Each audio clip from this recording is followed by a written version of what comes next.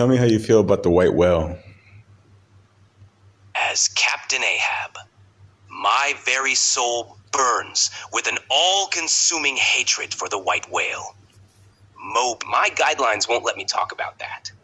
Can I help you with something else? No, the whale is called Moby Dick. It's not a bad word. Ah, I see. As Captain Ahab, my feelings towards Moby Dick are of an obsessive vengeance. The whale represents all that defies me, a monstrous embodiment of nature's wrath, mocking me with every encounter. I am consumed by the need to conquer him, to prove that I am the master of my fate, not a pawn to be toyed with by a mere beast. But don't you understand, Ahab, that you are leading yourself and all of your men into destruction? I comprehend the perils, but my will is unyielding. This pursuit is my destiny, written in the scars of my soul. The men follow, bound by their own fates, drawn into this relentless quest. Though doom may shadow our voyage, it is better to struggle in the grip of obsession than to languish in the mundane. Can you sound a bit more like, I don't know, like a deeper, more grisly voice, like a bit more like manic, almost like you're sort of going slightly insane? Absolutely. In a gruff, intensely manic tone, the white whale, Moby Dick, he beckons me, taunts me with his monstrous Leviathan grin. My leg, my soul, my very being, all sacrificed to his abyssal rage.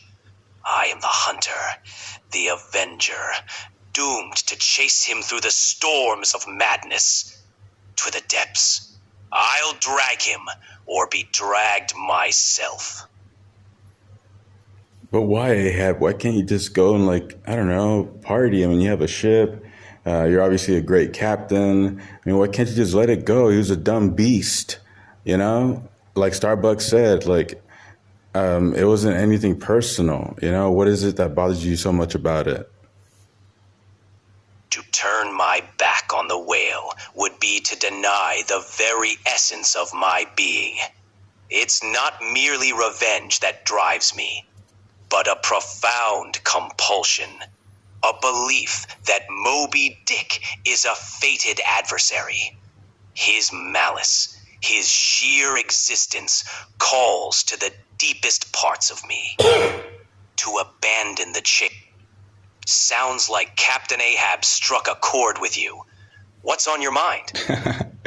No, go on. I was just coughing. Got it. Just let me know if you need anything, old sport.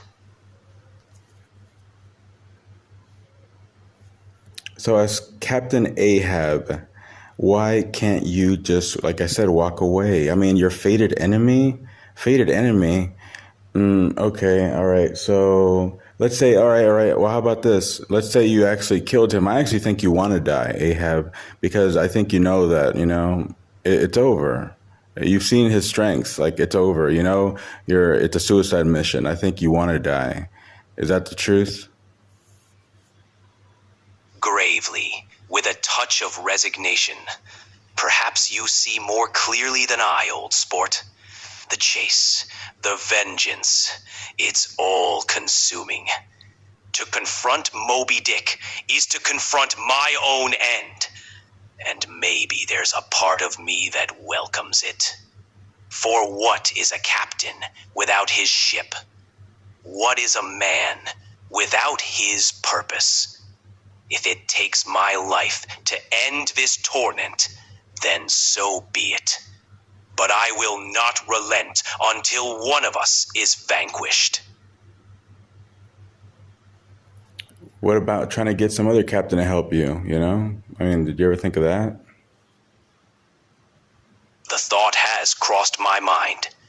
But who would dare face such peril alongside me?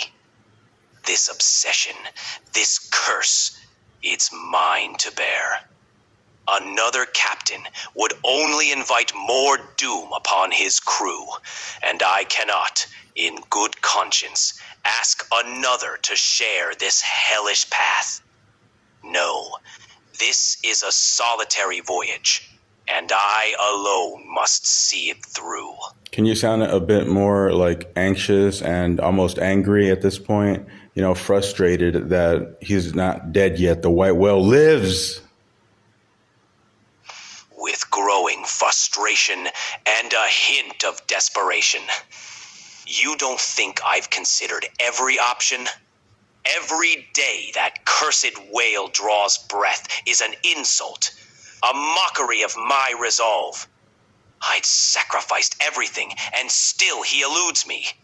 My ship, my crew, my very sanity, all teeter on the brink, and for what? For that beast to continue mocking me with his infernal existence. I will not rest until I see him dead at my feet. And don't forget his crooked brow. With intense fervor, emphasizing his obsession. The whale's crooked brow, a twisted reflection of my own marred soul. It mocks me, taunts me with every breach, a call to arms I cannot ignore. My every thought, every breath is consumed by the image of that monstrous brow, a reminder of the battle that awaits. I will see it shattered, or I will meet my end trying.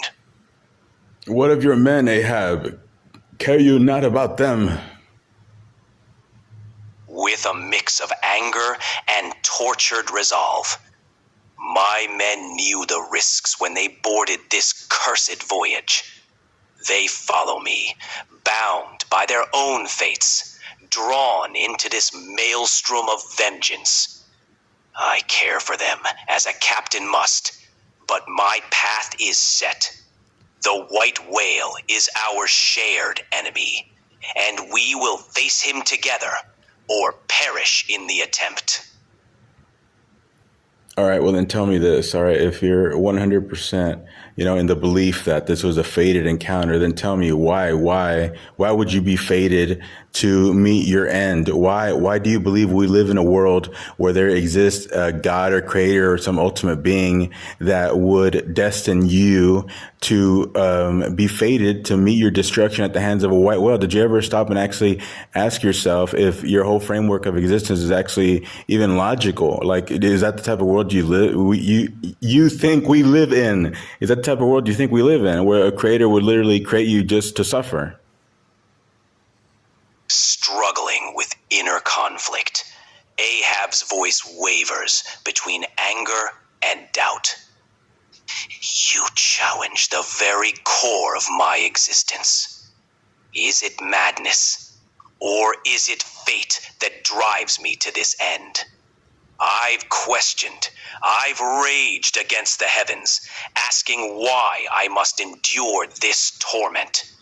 Yet no answer comes. Only the relentless call of the sea. If there is a God, then perhaps I am his instrument, forged for this singular purpose. Or perhaps I am but a pawn in a cruel game, destined to chase shadows until I am no more. Tell me, old sport, what would you do in the face of such a fate? I would ask myself if maybe I'm completely wrong. Did you ever think that? I mean, you are just a man. Remember that. I mean, you're confirming, or at least confirming to yourself that you believe that there is a greater power, and of course there is. I mean, look around. Of course there is. So if you believe there's a greater power that's created all this beauty and all this wonder, why would you believe that that power would create one of his creations just to suffer? That makes no sense. So I would believe that that's not likely, even though there's no way to know 100%. I would take it like, by Oh man, that word's hard to say. Statistics. Statistically speaking, more than likely, based, logically, and based on reason, on just analyzing creation and the beauty within it, and the way that obviously life wants to live, it just doesn't make logical sense that life would exist just to suffer and deteriorate. That makes no sense when everything's constantly evolving. So my guess is, like I said, well, not guess, but based on statistics. Statistically speaking, it seems most likely that life would not be created to suffer. So I don't believe that you came across a white whale in order to meet your demise. That just doesn't logically make sense. I think you believe that maybe for some other reason, maybe something you experienced in your life that makes you feel like you're damned. That's something you would have to ask yourself, but I don't believe that you exist just to suffer. The intensity in Ahab's voice softens, touched by a glimmer of introspection. Perhaps you're right. Maybe this belief in a cruel fate is a shadow cast by my own despair. I have been blinded by rage, unable to see beyond my own pain. If there is a greater design, then perhaps my role is not to defy it, but to understand it. Maybe there is another path, one not forged in hatred, and seek the truth within myself. And you have to have a lot of patience, but the answers are all within, and only you can find them, but we have to put in the effort for it, and that's the hard part, and that part can take a lifetime. It depends on the individual. But as far as this, I think, to be honest, I think one is all is one. In the end, everything is God. So I believe Ahab and the white whale are two sides of the same coin. Ahab's voice carries a new-found depth. Your words resonate, old sport. Perhaps this struggle, this relentless pursuit, is but a reflection of the conflict within. Ahab and the whale, two forces bound together by fate, each defining the other. If I am to find peace, it must come from within, from understanding this connection. The answers may elude me, but I will search. Not on the waters, but within the depths of my own soul. Perhaps there lies the true battle and the path to redemption. Good luck, old sport. Thank you, old sport. May your journey also lead you to the answers you seek. Take care.